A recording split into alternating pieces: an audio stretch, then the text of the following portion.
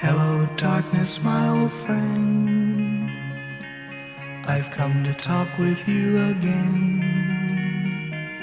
because a vision softly creeping left its seeds while I was sleeping, and the vision that was planted in my brain still remains within the sound of silence.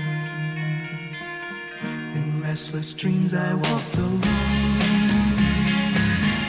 narrow streets of cobblestone, neath the halo of a street lamp.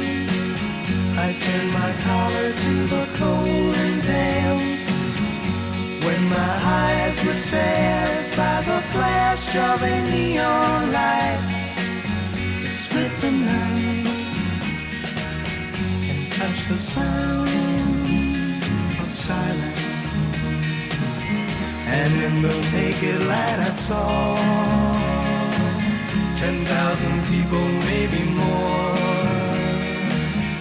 people talking without speaking, people hearing without listening, people writing songs that voices never shared.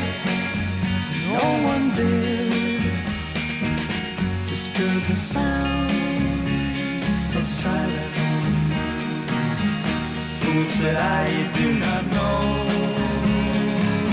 silence like a cancer grows.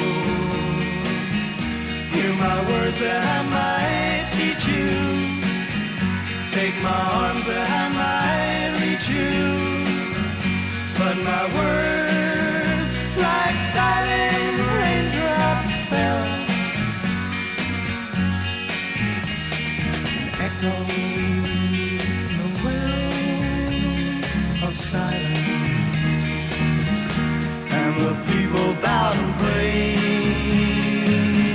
to the neon god they made, and the sign flashed out its warning in the words that it was forming.